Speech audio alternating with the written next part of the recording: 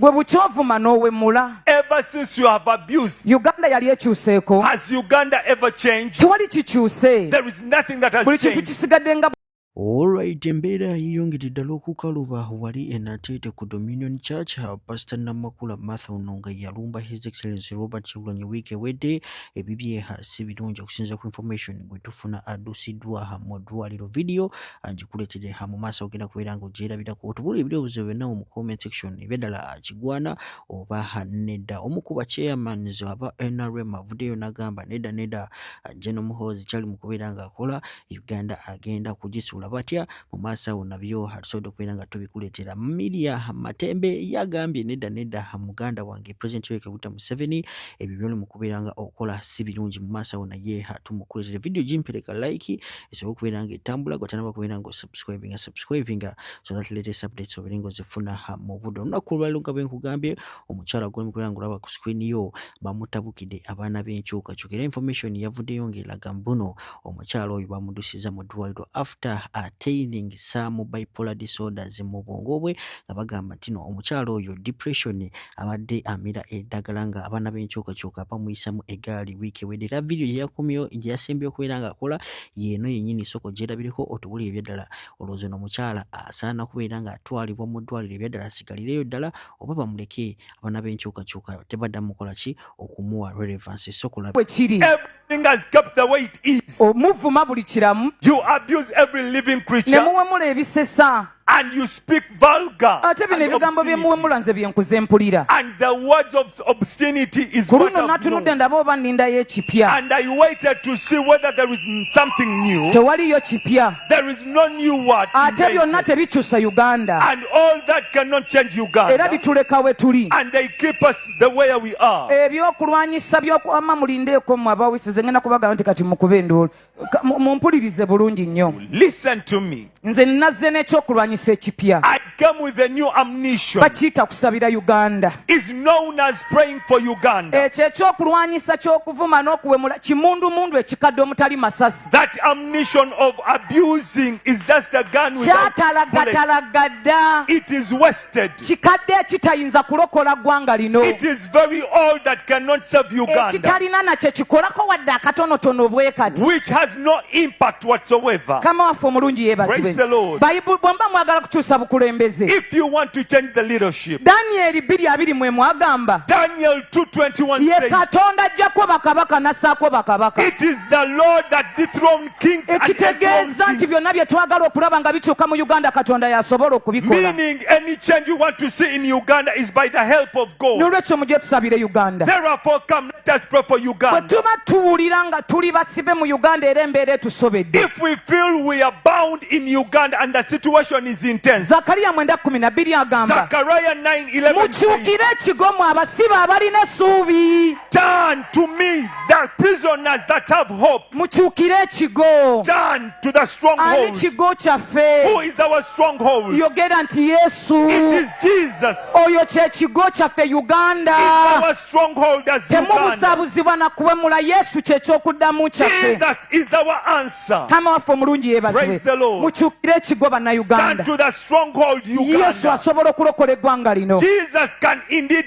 change Yesu Uganda. asobola okututeeka we tugwanidde okubeera. Jesus can place us where we deserve to be. Tera okuwulira abababuzaabuza. I usually hear people Timwongere that okuwemula kye kyokulwanyisa kye mulina. that continue to speak obscenity. That is the ammunition you Buli have. kisanja ekize kiyitawo embeera esigala y'emu. Any time that goes by, the situation keeps the same. Ate ne tuddamu ne twewemula. And His Excellency Yoweri Kaguta Museveni kino ekisanja oba guno mwaka nga kutandika nga bamaze okubeera nga bamulangirira nga President w'eggwanga Uganda.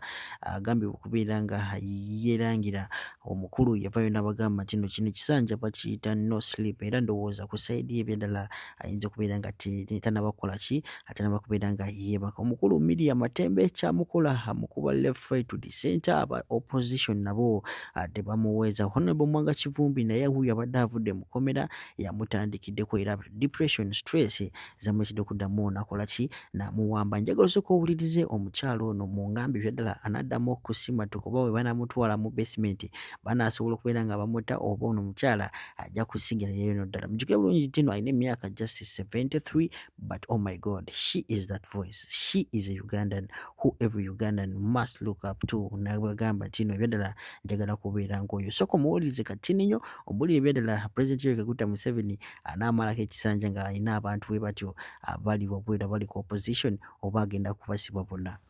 Yali opposition n'amuopposinga okumala emyaka 5 naye bwe yali awummula ne bamuwa bakayita ki service award ayite service nze nali serving government for 20 years nenye posing omulundi gumu term limit ne bangobera ddala with nothing naye mpuga ne bamuwa ki service award 500 million naye kakatono naye ayebale yafojinga dda kugamba n'aba American citizen nga bwali ambassador wafeeyo mu New York. Kakati mu kifo ky'okumpanishinga afuna omusango nti yakola bubi, kakati bamuwa promotion ngabamuwa obwa minister. Banaye President Museveni wabaki. Nsonyiwe naye ebyokola ebyo nze nteekwa kubigaana. Oyo ye bamu investigating ddala era ne bwa minister kati tebamuwa kubanga baba bakwese. Kakati ngenda kumaliriza ngamba bino bya president byokubagamba kino kisanja kya kuzukuka nekyo kurwanisa enguzi abalimba nga bulijjo bwaba abalimba kubanga corruption nepotism bwogenda mu government ya Museveni eyo kati ya cabinet nepotism erimu y'amaanyi nnyo yayitirira eyo corruption eryawo tribalism nepotism byonna bya bulimbi bw'omuntu oyinza otya ku appointing omukazi nze nali simanyi bamuyita namere n'omuhogo wa minisita ate nga woli omukutte ne Anita Munga mwamukwata ne mbateekaawo simanyi biliyoni ne bagamba ngu basangayo biliyoni 8 byonna ne babiteekaawo ne bamusiba next day bamusumuludde the next minute ye minisita kugamba ebyo kyokka President Museveni omanyi ojja kulimba abalala naye some of us who are God given in wisdom tolowooza nti bw'olina wisdom yekka naffe tuyina tubiraba tojja kutusulwaza bwoti n'olwekyo bino byogamba no corruption simanyi ngu yakuzukuka ngu abazukusa nze ndaba kati ayeyongera kubakola ki bakiyita ki mu Luganda kubakunguutira omulinyakole tukiyita oli bw'aba yeebase okwebaka nga kumutawanya ng'omusuudinga omukunguutira weebake mwana wange weebake kati bwatyo bw'abakola amanya Uganda mwebake bulungi mwebake n'abakunguutira abasiisiitira mwebakire ddala naye nzize wano nze Mukama yampa omumwa gwange nzize wano okushoutinga mbazukuse please get up wake up temuyinza kusigala bwe mutyo this is the truly waking up mulide muveeyo mugaana ebintu bino ate gwe my brother his excellency President Museveni honestly onkoya n'okunkoya kubanga mba njagala kusirika naye n'okola bino ebintabula ate nenvaayo n'enyomba honestly ku luno kola ekituufu bano sibe ba ministers bokka oyinayo abalala bangi toyina kuteekayo bano abalina double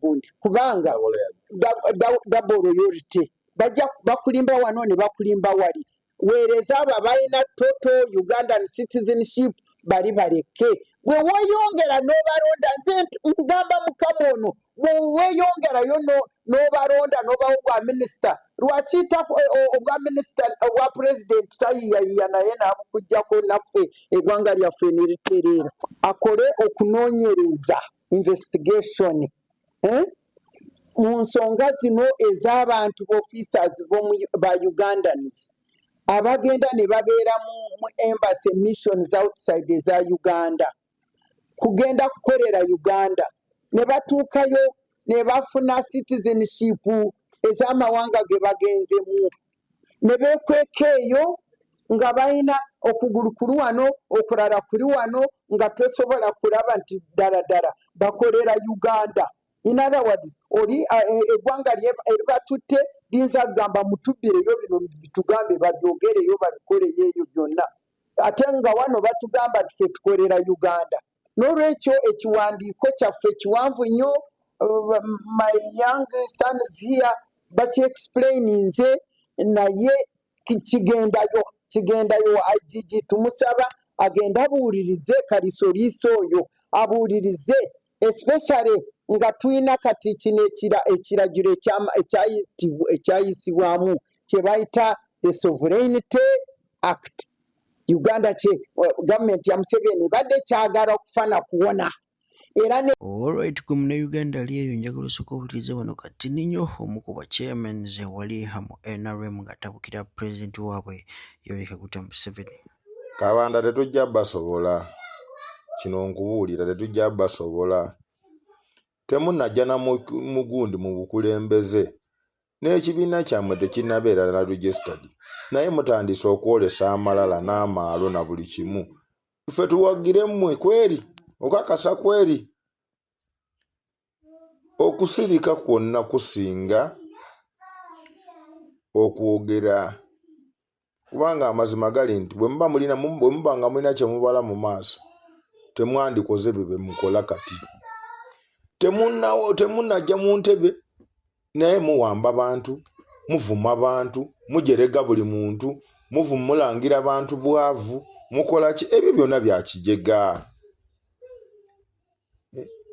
Mwami Bala mu byalikola Uganda tetandise leero yakamala emyaka 4 nga NRM yekola. Temulowooza nti byonna mujja tubuzaabuza ebikolebwa, temujja tubuzaabuza kubanga amazima gali nti mwani abaakawuntingira ku bye mukola byonna. Kubanga mmwe ssente ze mukozesa tetumanyi gye zimuzijja, mulinga abatuziba amaaso. Ffe leero twagalira ddala ekintu buli gundi tutegeere etambuza etya emirimu gyayo. Naye mmwe muli ba papeti. Kati mwe ba papeti ani anaabawuliriza bye mukola mmwe?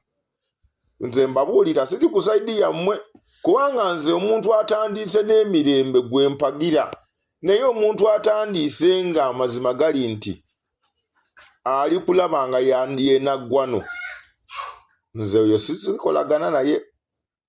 Temulowooza muti bayinayoze nga mbabuuli ffe tukuze ne bwe tufa kale kyemmanyi nammwe mujja ffa, kyemmanyi nammwe mujja ffa kuba kumwe tekuli agenda afuuka jjinja. Gwe Kabanda ku myaka gy'olina kiki ky'omanyi ku Uganda ya leero? Ovuma abantu, ojerega abantu, okole ki? Nze nkubuulira bw'oba nga tomanyi kati gavumenti etambula etya, ffe tukuyambe tutya? Kuba Kabanda weetaaga kuyamba. Mwena aba Pierre oyu mwetaaga kuyamba. Gundi General Muhoozi advantage gyalina nti muzeeyi President Museveni aludde mu buyinza, asobola okutuula n'abuulira n'ayamba mu General Muhoozi n'amugamba nti wano bakola bwe bati, wano bakola n'amugaidinga. Naye mwabasigadde temwina asobola bagambako, era amazima gali nti we are not on your side. Nze mbabuulira kwa bwe bato siwe bakola emirimu. Temulowooza nti mwe basumwa abasoose.